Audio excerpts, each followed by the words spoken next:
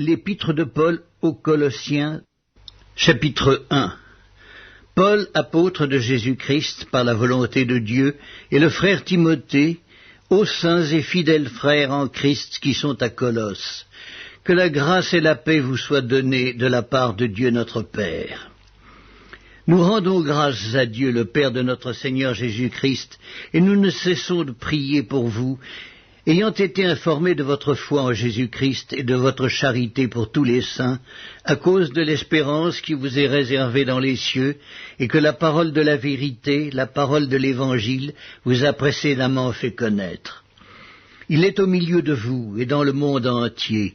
Il porte des fruits et il va grandissant, comme c'est aussi le cas parmi vous, depuis le jour où vous avez entendu et connu la grâce de Dieu, conformément à la vérité, d'après les instructions que vous avez reçues d'Épaphras, notre bien-aimé compagnon de service, qui est pour vous un fidèle ministre de Christ, et qui nous a appris de quelle charité l'Esprit vous anime.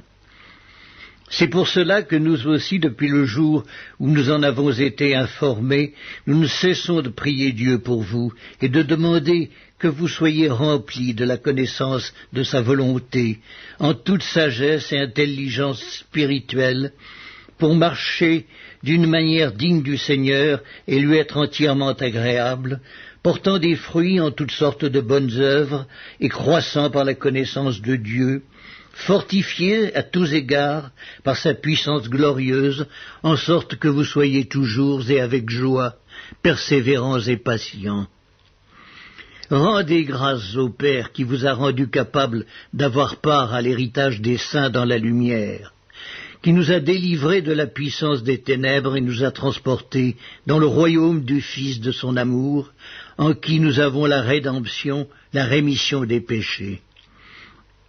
Il est l'image du Dieu invisible, le premier-né de toute la création. Car en lui ont été créées toutes les choses qui sont dans les cieux et sur la terre, les visibles et les invisibles, trône, dignité, domination, autorité. Tout a été créé par lui et pour lui. Il est avant toute chose et toutes choses subsistent en lui. Il est la tête du corps de l'Église, il est le commencement, le premier-né d'entre les morts, afin d'être en tout le premier.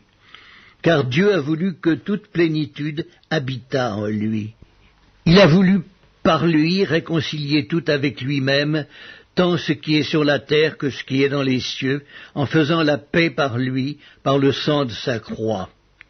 Et vous, qui étiez autrefois étrangers et ennemis par vos pensées et par vos mauvaises œuvres, il vous a maintenant réconciliés par sa mort dans le corps de sa chair, pour vous faire paraître devant lui saints, irrépréhensibles et sans reproche, si du moins vous demeurez fondés et inébranlables dans la foi, sans vous détourner de l'espérance de l'Évangile que vous avez entendu, qui a été prêché à toute créature sous le ciel, et dont moi, Paul, j'ai été fait ministre.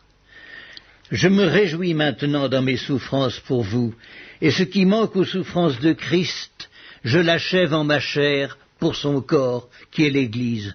C'est d'elle que j'ai été fait ministre, selon la charge que Dieu m'a donnée auprès de vous, afin que j'annonçasse pleinement la parole de Dieu, le mystère caché de tout temps et dans tous les âges, mais révélé maintenant à ses saints, à qui Dieu a voulu faire connaître quelle est la glorieuse richesse de ce mystère parmi les païens, savoir Christ en vous, l'espérance de la gloire.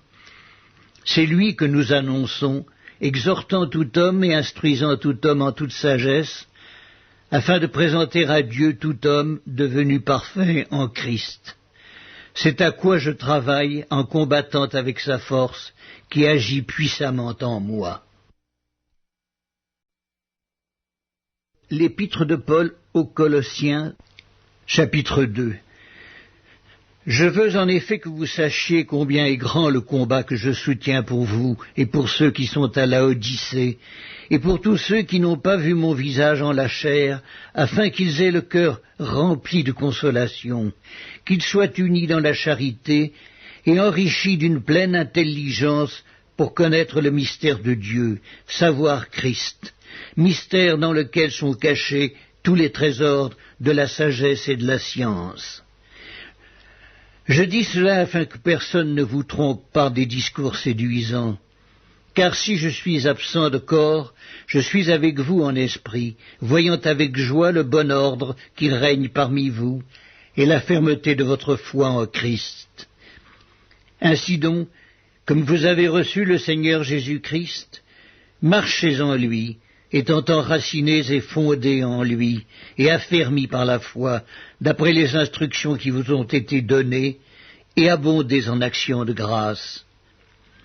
Prenez garde que personne ne fasse de vous sa proie par la philosophie et par une vaine tromperie, s'appuyant sur la tradition des hommes, sur les rudiments du monde, et non sur Christ. Car en lui habite corporellement toute la plénitude de la divinité.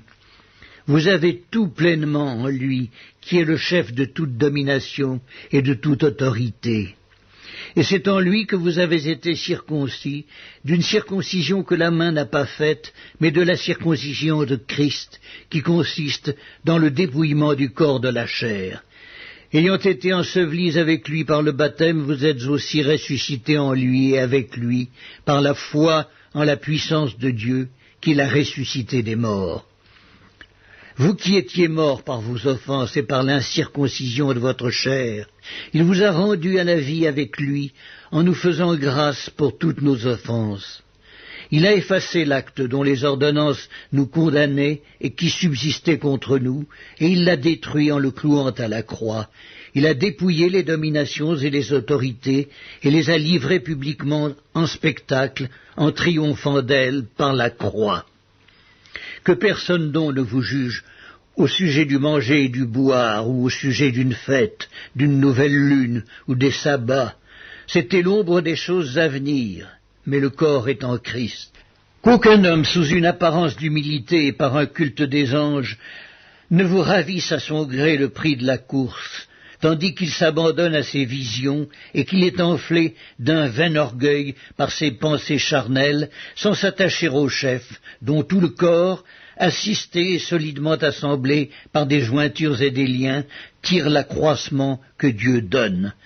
Si vous êtes morts avec Christ au rudiment du monde, pourquoi, comme si vous viviez dans le monde, vous impose-t-on ces préceptes? Ne prends pas, ne goûte pas, ne touche pas. Préceptes qui tous deviennent pernicieux par l'abus et qui ne sont fondés que sur les ordonnances et les doctrines des hommes. Ils ont à la vérité une apparence de sagesse, en ce qu'ils indiquent un culte volontaire, de l'humilité et le mépris du corps, mais ils sont sans aucun mérite et contribuent à la satisfaction de la chair. L'épître de Paul aux Colossiens, chapitre 3. Si donc vous êtes ressuscités avec Christ, cherchez les choses d'en haut, où Christ est assis à la droite de Dieu. Affectionnez-vous aux choses d'en haut et non à celles qui sont sur la terre, car vous êtes morts et votre vie est cachée avec Christ en Dieu. Quand Christ, votre vie, paraîtra, alors vous paraîtrez aussi avec lui dans la gloire. Faites donc mourir les membres qui sont sur la terre, l'impudicité, l'impureté, les passions, les mauvais désirs et la cupidité, qui est une idolâtrie. C'est à cause de ces choses que la colère de Dieu vient sur les fils de la rébellion, parmi lesquels vous marchiez autrefois, lorsque vous viviez dans ces péchés. Mais maintenant, renoncez à toutes ces choses, à la colère, à l'animosité, à la méchanceté, à la calomnie, aux paroles déshonnêtes qui pourraient sortir de votre bouche. Ne mentez pas les uns aux autres, vous étant dépouillés du vieil homme et de ses œuvres, et ayant revêtu l'homme nouveau, qui se renouvelle dans la connaissance, selon l'image de celui qui l'a créé. Il n'y a ici ni grec ni juif, ni circoncis, ni incirconcis, ni barbare, ni scythe, ni esclave, ni libre, mais Christ est tout en tous. Ainsi donc, comme des élus de Dieu, saints et bien-aimés, revêtez-vous d'entrailles de miséricorde, de bonté, d'humilité, de douceur, de patience. Supportez-vous les uns les autres, et si l'un a sujet de se plaindre de l'autre, pardonnez-vous réciproquement. De même que Christ vous a pardonné, pardonnez-vous aussi. Mais par-dessus toutes ces choses, revêtez-vous de la charité, qui est le lieu de la perfection, et que la paix de Christ à laquelle vous avez été appelés pour former un seul corps règne dans vos cœurs, et soyez reconnaissants. Que la parole de Christ habite parmi vous abondamment.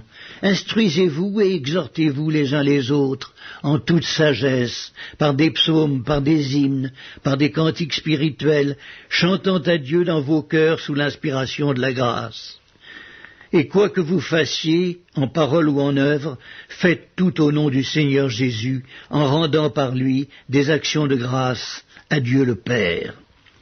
Femmes, soyez soumises à vos maris, comme il convient dans le Seigneur. Maris, aimez vos femmes et ne vous aigrissez pas contre elles. Enfants, obéissez en toutes choses à vos parents, car cela est agréable dans le Seigneur.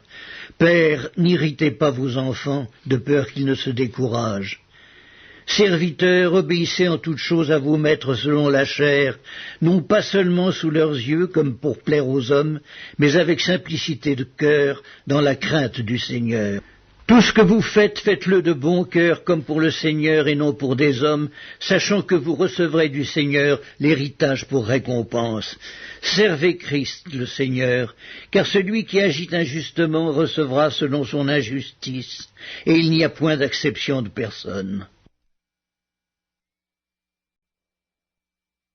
L'épître de Paul aux Colossiens, chapitre 4. Maîtres, accordez à vos serviteurs ce qui est juste et équitable, sachant que vous aussi vous avez un maître dans le ciel. Persévérez dans la prière, veillez-y avec action de grâce. Priez en même temps pour nous, afin que Dieu nous ouvre une porte pour la parole, en sorte que je puisse annoncer le mystère de Christ, pour lequel je suis dans les chaînes, et le faire connaître comme je dois en parler. Conduisez-vous avec sagesse envers ceux du dehors et rachetez le temps. Que votre parole soit toujours accompagnée de grâce, assaisonnée de sel, afin que vous sachiez comment il faut répondre à chacun. Tychik, le bien-aimé frère et fidèle ministre, mon compagnon de service dans le Seigneur, vous communiquera tout ce qui me concerne.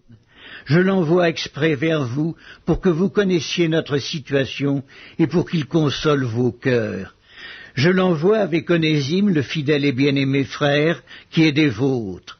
Ils vous informeront de tout ce qui se passe ici.